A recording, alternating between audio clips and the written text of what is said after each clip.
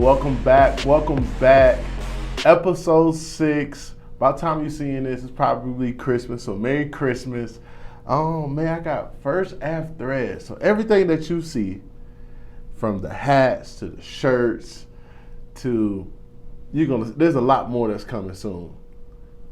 My boy Bryce, he does it all. I met him. I really was blessed him how we met. Let him introduce himself. How y'all doing? My name is Bryce. I'm from First Ave Threads. Not much to the eye, just here to print, make a service for you guys, and hopefully you guys like everything that SlimTall's been putting out. A long time coming with doing this podcast. He asked me to do it, so be a man of my word, and here I am. So man, I appreciate that, man. We're gonna start from the beginning because there's a lot of history we have, and I'm gonna just go from the beginning. Like, first of all, why did you start First Ave Threads? I love fashion. Always been a fashion guy myself since yay high. Mm-hmm. As I got older, I figured out I love to just tinker with stuff. Right. So I kind of just put the two together, and this is the end product. Putting fashion with a creative eye and being able to work with my hands is just always something that I love doing. So that's where First Ave came from. That's the first Ave came through. Okay, so. Like, were you the only one that started this business, or you had others, or? I did have a few partners. Okay. Things just didn't work out on the business side of it, to say the least. And last man standing, here I am. Last man standing. Yes, sir. Yes, sir. Right. So, like, when you first started, were you in the garage, like give these people what they need? Is it the garage? Were you? Or you already had the money? No, I had the money, so I went ahead and just, full force. I don't like to do anything, half-assed. So as soon as I got the idea to go ahead and do it, I just went out, got a location, and just started buying piece by piece, equipment by equipment, just to, again, tinker with stuff and figure out the tricks of the trade. Right. So, walk us through that, because there's some people that actually want to do something that you're doing. Absolutely. And, can you give them, a little breakdown what it took to start off? Definitely, it's not for the faint-hearted. I started out with screen printing. I've talked to plenty of people who have tinkered with it. There's just so much work that goes into actually mastering screen printing, figuring out the mesh counts that you got to use, squeegee, the diameters of the squeegee, to placement of the shirts, how to lay the shirts onto the platen. It's just a lot that goes into it. I personally started with literally just taking classes. I do have some friends in the industry, so I went ahead and, had them kind of mentor me as well, into the industry. And, every day it's just, I learn every day. Every day I'm in the shop, I'm in the lab, I'm creating, and, I constantly learning new things. So that makes sense. Yeah, because So I know a lot of people they're probably gonna ask, well, since you are already doing it, you're already creating your own, why not start your own brand? It's something, it's in the making, Okay. at least. It's definitely in the making. It's not something that's just created overnight. I mean, with you and SlimTall, it's, the process behind that. It's something that kind of just, it merges with itself organically, so. Right. Right now I'm in my lane, just making it work, providing the service for other people. I love seeing the smile I put on people's faces once they see an end product. Like, there's nothing better than that, And honestly, there's not a lot of time for me to actually get in the lab and start creating my own stuff. So, but every now and then, I take a little bit here and there, and definitely will have my own label in the near future. So I want to elaborate on that, because on my end, right, I'm always getting asked, well, why won't you do your own screen printing? You will save so much money. But the biggest thing about it is, ladies and gentlemen, you don't save time. No. That's the biggest thing, because when I first started, I had to understand that I cannot do everything. I cannot be the logistics manager. I cannot be the head design specialist. Right. I cannot be the marketing marketing, Right. and now you want me to screen print my own things. And with people, I'm not knocking anybody out there that's actually doing their own. If it works for you, it works for you. But the reason why I reached out to First Ave Threads is because I realized I didn't have the space for it at that time. I'm gonna elaborate a little bit more. I was in a 1-bedroom apartment, and I got my first shirts, ST, and I was like, all right. And I was like, okay, it's time for me to get a new batch. And I was looking at YouTube, and they were saying, well, you can do it yourself. You save so much money. You get the blanks, and then after the blanks, you get you know more of the terms, but that right there, they don't tell you that it's cool if you only got to do 50, Right. maybe 25. Right. But when people want it, they don't want to wait. We competing against Amazon. Right. We competing against Walmart, Target. Absolutely. And I need people to really understand that, like you said, you got to stay in your lane. That's the reason why I reached out to you, because I said, well, this is what he's good at. This is what I'm good at. Let's see if we can come together and we can try to start something. You make money, I make money. You have a brand, you have a business. I make sure I tell people where you got it from, and you vice versa. And I think just having a business partnership like that, you become stronger, because when I first started, I came when I had the T, like what, 2 inches? Oh yeah. I had the T I 2 remember. inches, I the remember. S is 2 inches. I was like, yeah, I want it just like that. And he sat me down politely and said, hey, let's be real. That was vinyl. We're doing screen printing. A whole different ballgame. Yeah, it's a whole different ballgame, but I didn't understand that. You know what I'm saying? Like, there's a big boundaries that I only know. You know what I'm saying? I'm just like, this is what the consumers want. They already buying it. Let's keep it the same. And like, elaborate on that story, man. Elaborate. I mean, nothing against vinyl. You know, it serves a purpose. Right. But when you're talking about quality product here, you can't just give people vinyl. And again, nothing against vinyl. I mean, Nike uses vinyl, Adidas uses vinyl. Right. Vinyl is used in the industry. It's a standard. But when you're talking about fashion apparel, you want to be able to give people quality product, and that's where screen printing comes in at, because the feel of the garment itself, the texture of it, it's just going to put your brand on a whole nother level. So when you first came to me with your vinyl t-shirts, it was like, all right, that's cool, but you're coming to me for a service. Right. And I'm here to cater to whatever the client needs, And you were explaining to me your vision behind the whole SlimTall, and I fed into that. I was with that, So I just wanted to take your brand to the next level. And again, that's just something that I love doing, just being able to help people with their craft.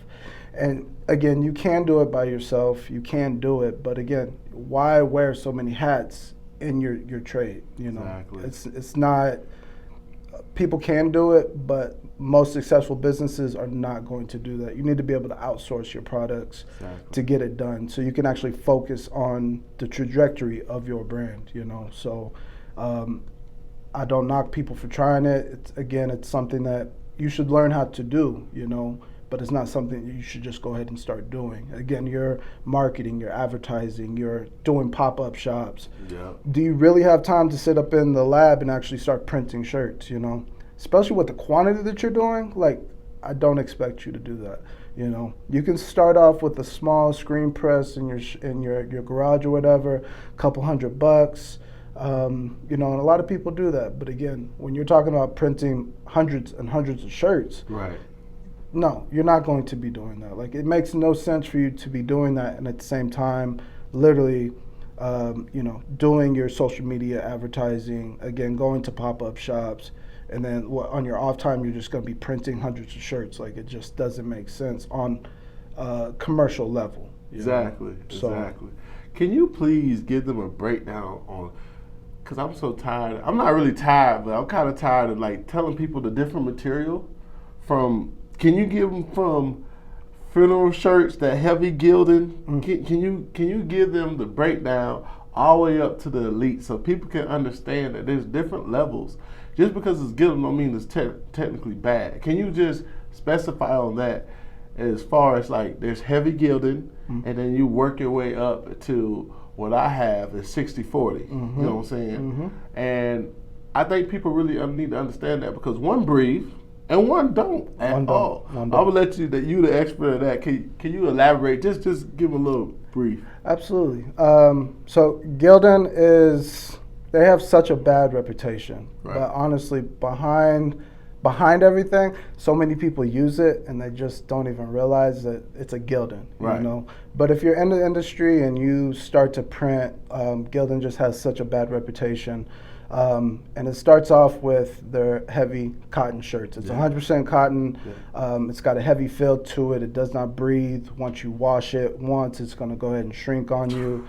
Talk about it. You know, and a lot of people don't like that. But again, if you're just starting off and, you know, you're with a small budget, go ahead and do a Gildan. You know, get your name out there, get your brand reputation out there, and then move up once you start getting a better feel for what you're trying to do. After that, you know, you go to blended shirts. So, you know, 60-40 Gildans, you know, are a good quality shirt because it gives you a nice, elegant feel to it. Right. In addition to that, like the shrinkage is just not there at the same time. Right. So it's a better quality shirt. But there's hundreds and hundreds of brands. They all are using the same materials. You know, your 100% cotton, blended 60-40s. Right. Then you got your workout apparel, which is 100% polyester right. as well. And then, to me, creme de la creme is a French terry. French terry, you know I love that French terry, boy. Terry, yeah. Once you get to that French terry, it's gonna literally take your brand to a whole nother level. So that is, you know, the progression of it all. So if I had $500, right, and I want to do at least 50 shirts. What about Bella Canvas, Next Level? Like where should I start? You know what I'm saying? Like what website should I start with? Let's start with that. What website should I start to even buy? Just get blanks from? I mean, literally just doing a Google search. You know, just type in blanks. You can get blanks. Jimmy Shops, I believe, is one of them. Yeah. You know, I kind of got away from that. Once you get into the commercial aspect of it, you can get shirts from a number of sort of vendors. Alpha Broader is another one. Sanmar is another one. You know, they'll give you your shirts at a very competitive price at that point in time. And it really just depends on your budget of what you're trying to do, you know. Right. You know, Bella Canvas, Next Levels, they're very popular in the industry right now. Again, they give you that nice quality feel to it.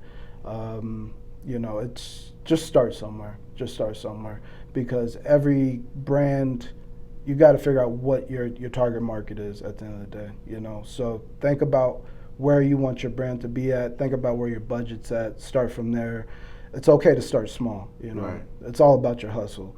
I remember when you first started, you were literally on 16th Street, literally on the corner. Right. I seen the post, and I was like, this man is a dog. He gonna hustle, you right. know, literally just out there selling T-shirts. And, you know, here you are today, you know, with a full brand. So hats off to you, brother. Man, give you your flowers for doing that, because not a lot of people have that dog in them that want to just keep going and going and going.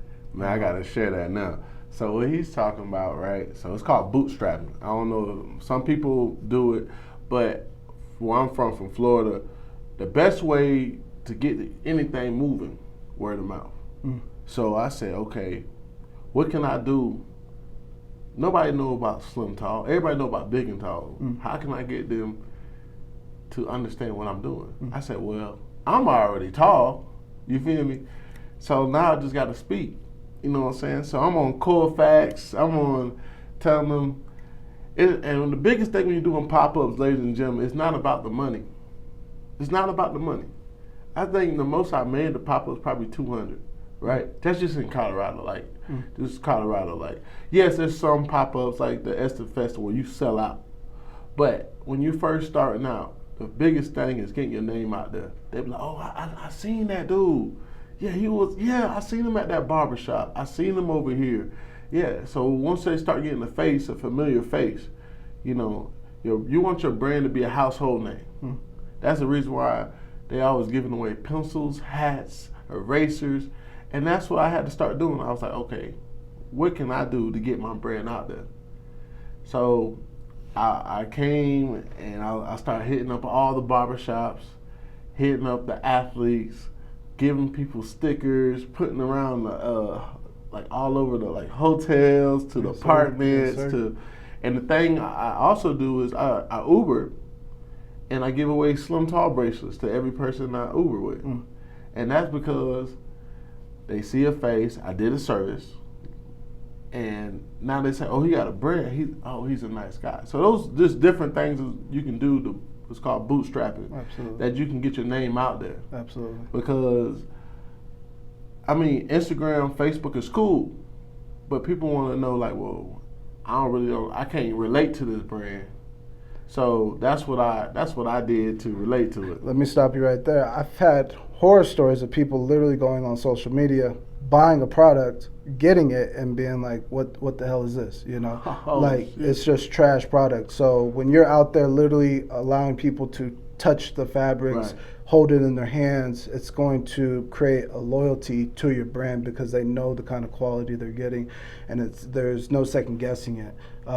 Too many people are just on social media right now, literally overcharging for garments and giving out trash product. Like, it's just oversaturated with people right now. So once you're going to those streets and actually bootstrapping like that just takes your brand to a whole nother level, because to create a brand, you have to be more than just selling it to, you know, your families and friends. You know, you have to literally get out there and actually sell to absolutely strangers. You know, there's no way to do that and create a loyalty base, fan base at that point in time without actually, here's a shirt, touch my shirt. You know, like, you're not going to be able to do that just by sitting back on social media expecting things to just take off. Like, it just doesn't happen like that, like, whatsoever. You're right, because speaking of that, I came to them, right? I said, hey, I sold out. I think we did like a nice little like 40 or 60 shirts, black and white. And I said, hey, the next batch, I'm giving away.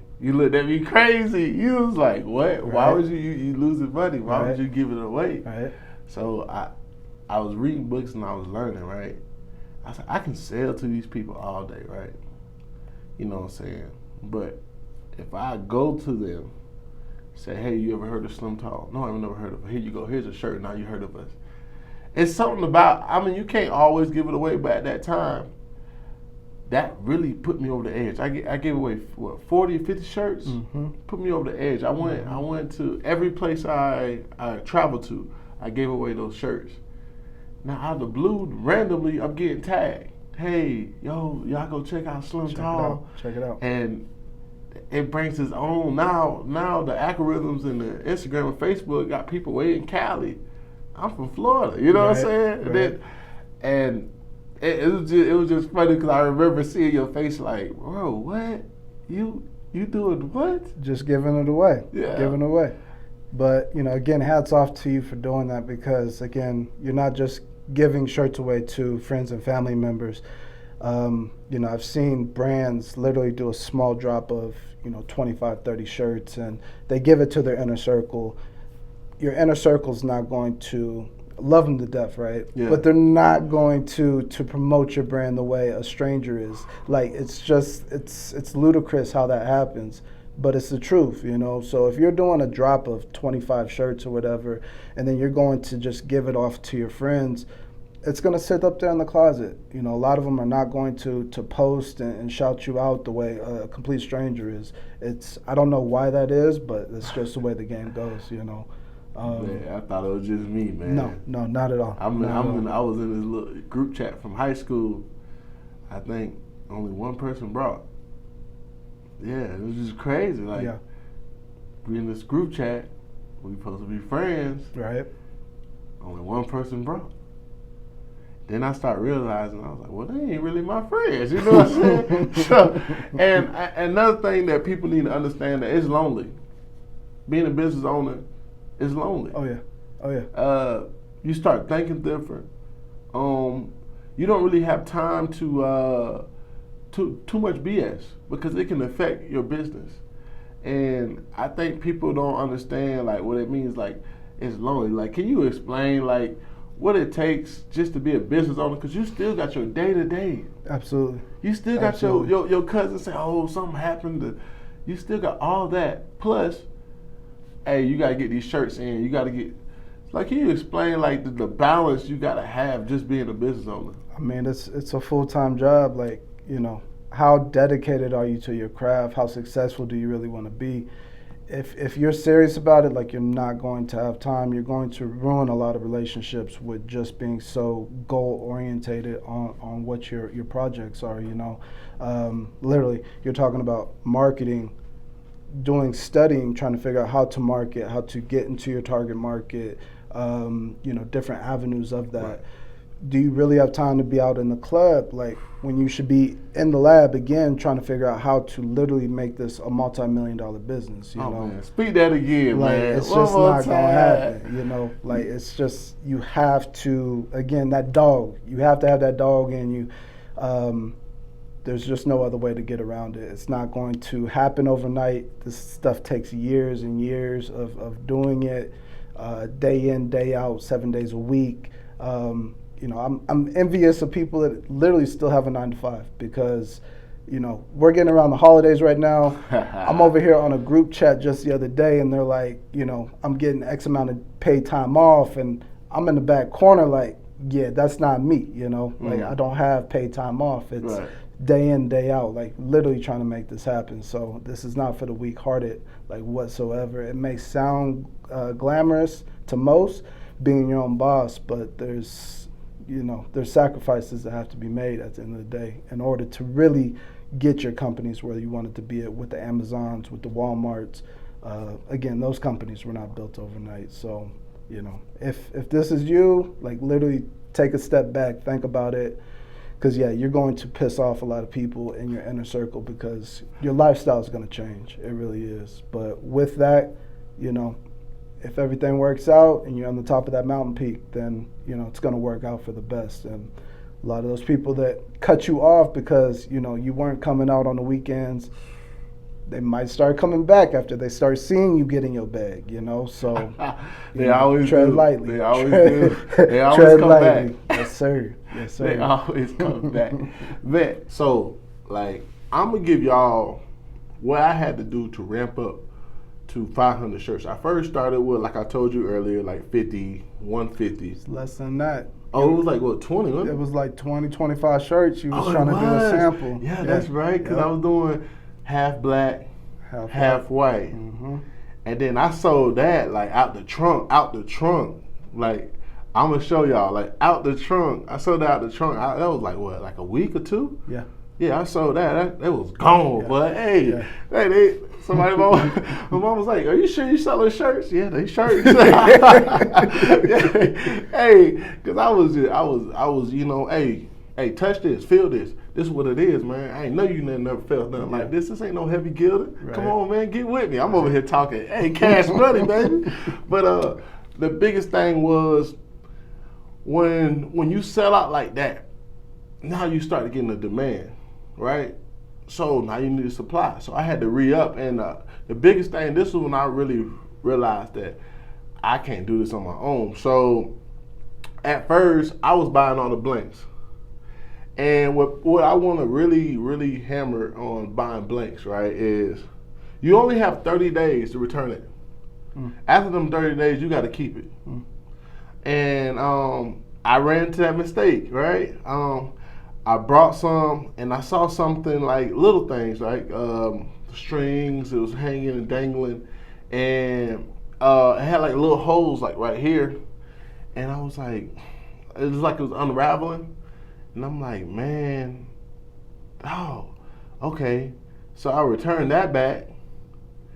Then I didn't go through the rest of them. I think I had like 60 at that time, and to really thoroughly go to every last one of them. And that's the difference between what's going to make you stand over top. Because anybody else would be like, oh, discount. Right. we gonna give it to you discount. Don't even worry about it. Here you go. Here's your shirt. Right. You know what I mean? For me, I was like, nah, I can't do that. I can't sell it to you. I can give it to you, but I really don't even want to give it to you because I want to show you like I'm really about quality. You feel me? And my big step was after that, I had to take a loss on probably like 20 shirts. They had like strings dangling, things just weren't right. And then I went to Bryce. I was like, man, hey man, you order, man, because I didn't have the time to do pop-ups. I was doing marketing. I was trying to get my name out there. I'm going to every basketball game. I'm doing all that. So I don't have time to literally go through every shirt and see if something's wrong with it. So I hand off my duties to, I said, first Ave Thread, hey, can you do this? You said, no problem. And then we went to the big step, man. We went to it, and because we were selling them so fast, we went to the big dog. So I said, you know what? Let's do 500 shirts. 5 colors, 100 each, and we went from kids shirts all the way up to 2X, and like that was a big challenge. Just first get the money up for like that, and also just like that's a, you know what I'm saying? That's when you know like, okay, my business is really becoming elite. Yes, you know what I'm saying? We getting to the point where we're spending $1,000 on just T-shirts. On blanks. On blanks, Yeah. but nothing's on them. Yeah. Blanks. Like it took me a while to really realize, because I was cool with trapping out but one thing I want y'all to know is I was not getting anything in return when I was trapping out because you need emails and you need phone numbers. I mean, I could have got a pencil and paper and did all that, but maybe I can't read their handwriting. But if I can get these same people to get on Shopify, Shopify is going to get their emails, their phone numbers, so I can resell to those customers. You know what I'm saying? When you're doing outside, you're doing on the trunk and stuff like that, that's cool. It's coming, it's going. But you need to be able to let these customers know, hey, I got something new.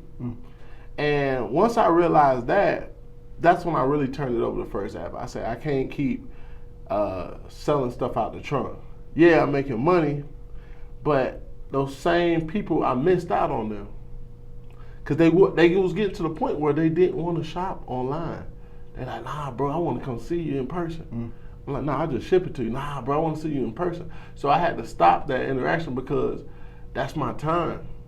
I done lost about, I don't know, maybe like 3 hours per day trying to go to different. Sell a shirt. Yeah, sell a shirt. Going, oh yeah, bro. Hey man, I ain't over here no more, man. I'm in Lakewood. I'm like, dang, okay. So I'll drop it off in Lakewood. I'm not getting paid for this gas. Right. You know what I'm saying? Right. And or I might make a mistake and give him the wrong size. So guess who got to go back? You know?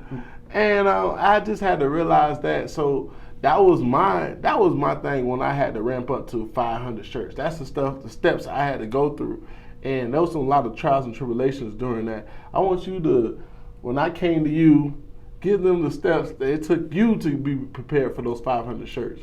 Now, 500 is not a small order by no means, you know. And if you look at your garments as well, placement of where you're putting your logo. You're talking about front logo, back logo, sleeves, custom tags in it as well.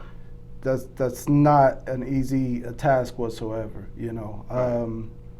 For screen printing alone, just to give you guys a general concept of it, the bigger quantity your order is, the cheaper your production's going to be at the end of the day, you know. So to see you progress literally from 25, come back, boom, I need 100, boom, you know, then you're like, I need to do 500, you know, like there's just no ifs, ands, and buts about it. Like I'm going all in, you know. Right. Again, my hats go off to you because I don't see a lot of customers actually go ahead and do that route. Most fashion apparel lines that I do, like I'm seeing 25, 30 shirts, you know, single placement on it. Right. And then after that, again, they're done.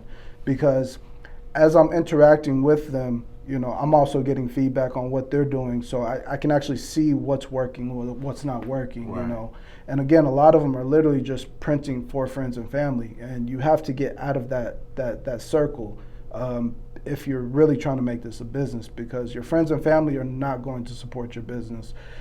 They're going to want stuff at a discount. They're going to want stuff for free. You know, you have to literally get out there in the trenches and talk to these people. You know, it might seem uncomfortable, but as I always say, like, you have to get uncomfortable to make it to that next level. Right. You know, like, you just have to do it. So, you know, as I saw you grow and you're like, I need to do this 500 shirts, I'm glad that you put that on me, because again, as you're saying, like, checking the quality of the garments, just a blank, checking the threads, making sure that, you know, there's no defects in the brand that you're getting. You literally have to go through every single shirt.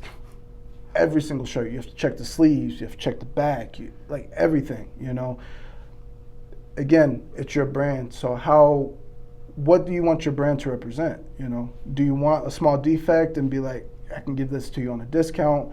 Because again, that one customer can equal a bad review. Mm-hmm. Even though you give it to them at a discount, because, you know, the seam might be off just a little bit, that can equal a bad review. And it's like, as you're starting your brand, you really don't want to do that. Like, everything has to move correctly. It has to be a well-oiled machine.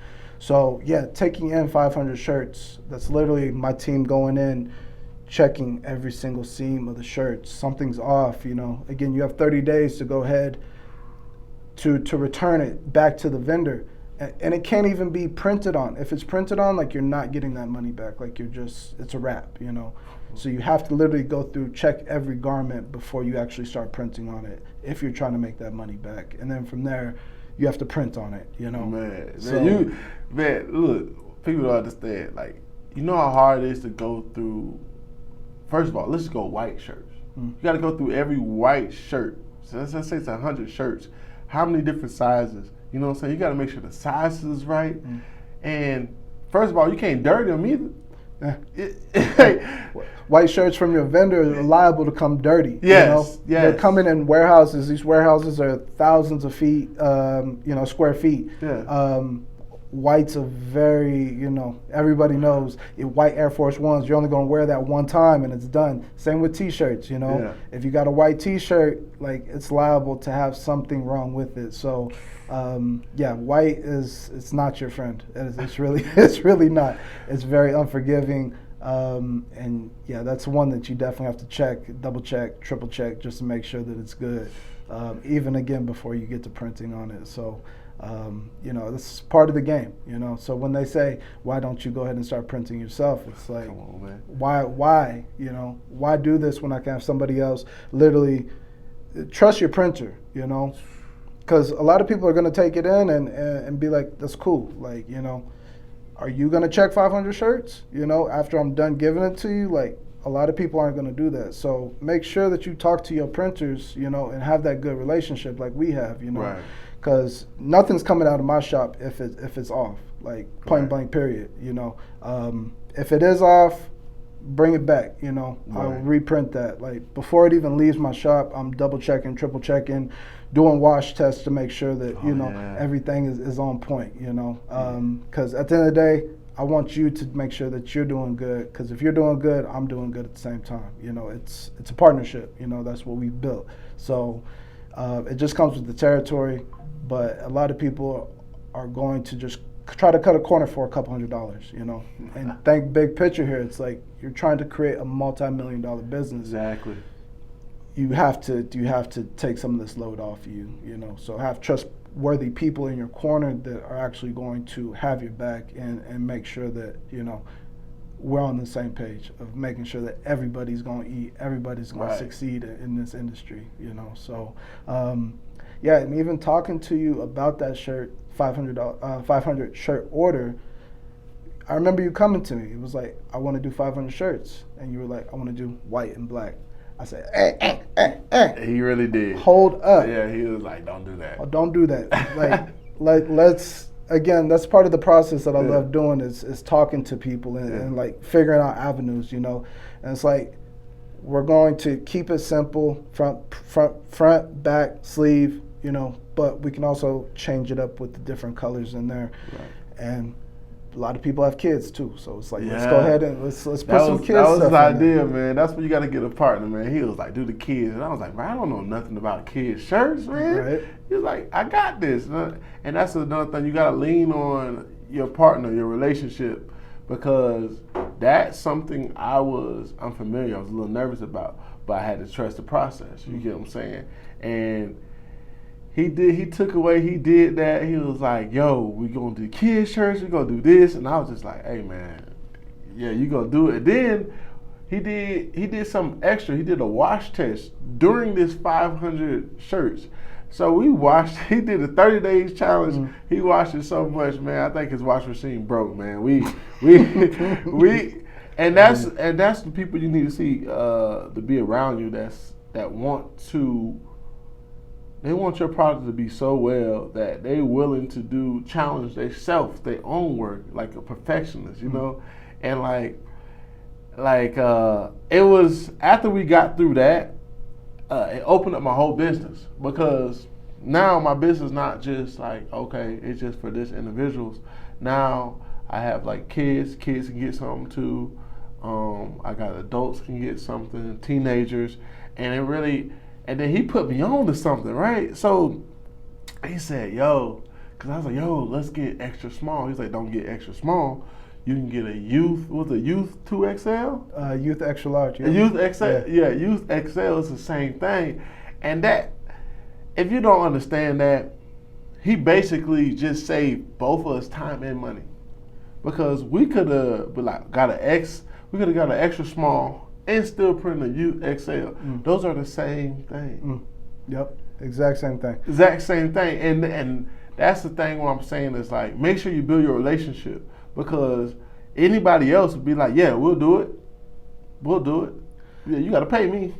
I mean, big dog in my industry is Vistaprint, you know. Yeah.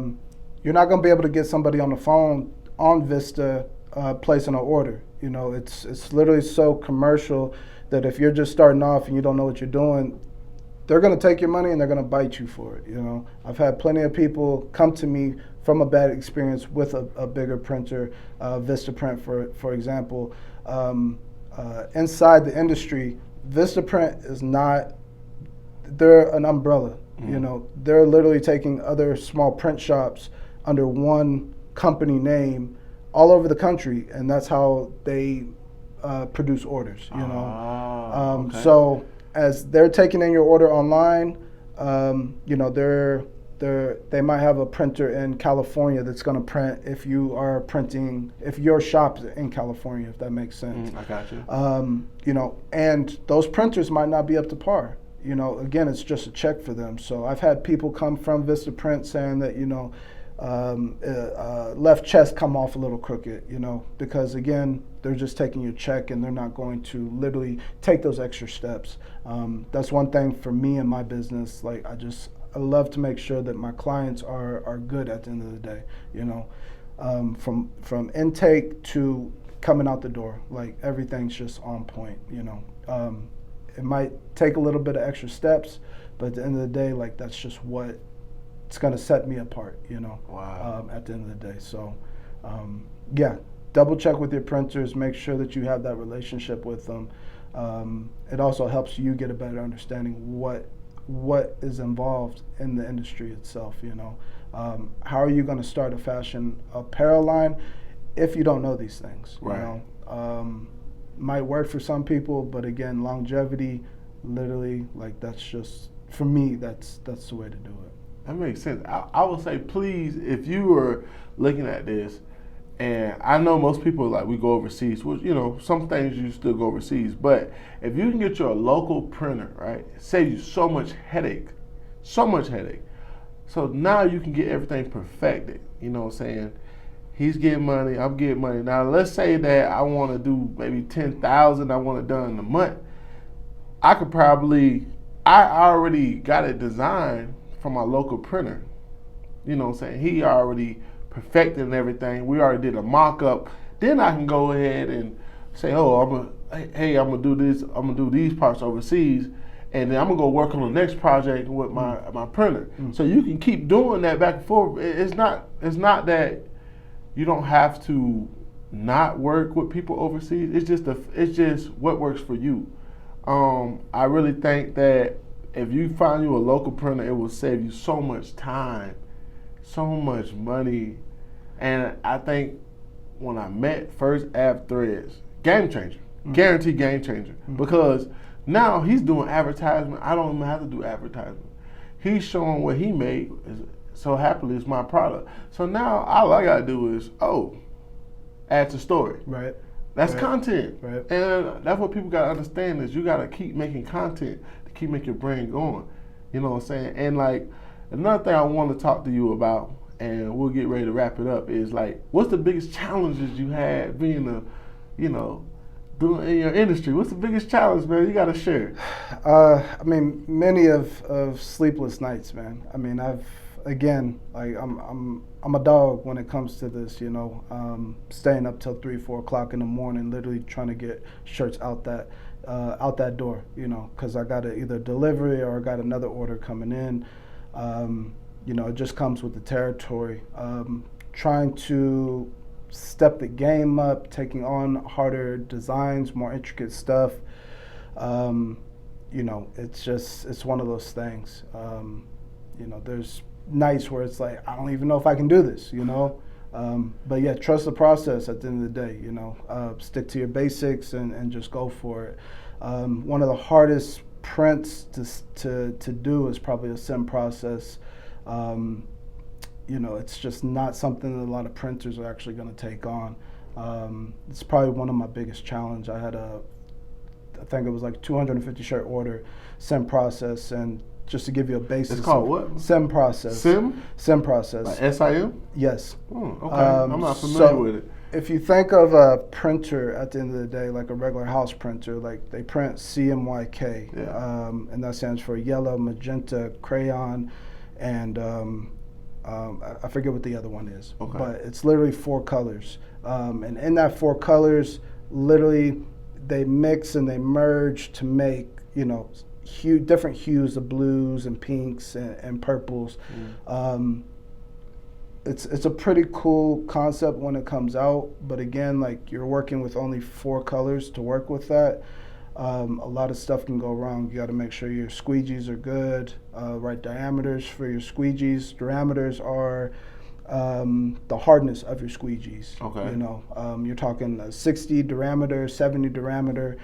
These are just tricks of the trade. Again, if you are trying to take this on, like these are things that you got to learn about, So it's not as easy as just going to the store, picking up a squeegee and doing the work, Like if you're going to print a white ink on a shirt and you're going to use the 70 diameter, it's going to come out bleeding on the backside, and on the inside of your shirt you're going to have like tons of ink on there.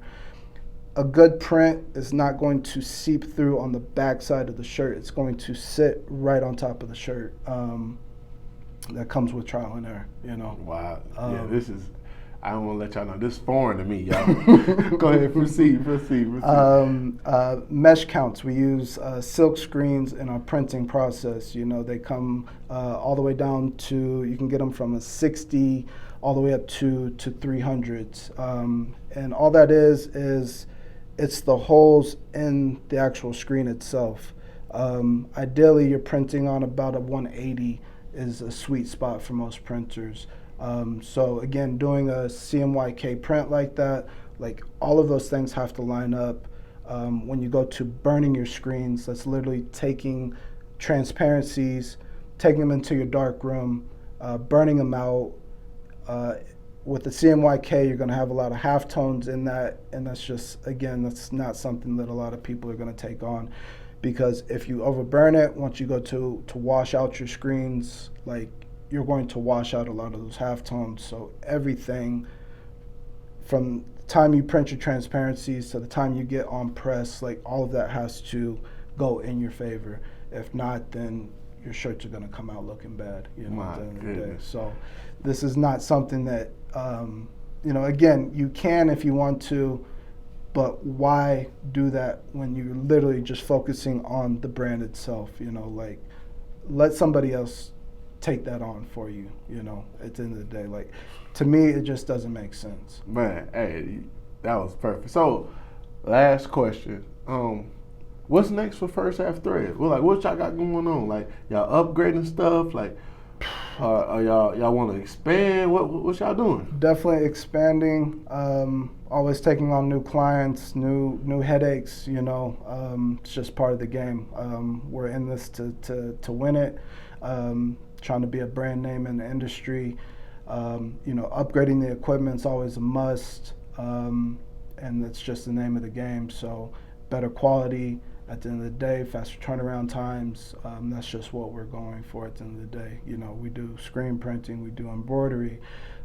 People that want to do it at their house, we do DTF, which is pretty popular right now, direct-to-films, where you can just, take a heat press at your house, right, print it up yourself. Right. A lot of people have been doing that, and no comment. Again, it works, but if you're trying to go for that quality, it ain't gonna last that long. It's not gonna last that long. And the touch, the feel of the fabrics, I'm a stickler for it. Whenever I'm in a shop, from buckle to whatever, I'm gonna touch your stuff.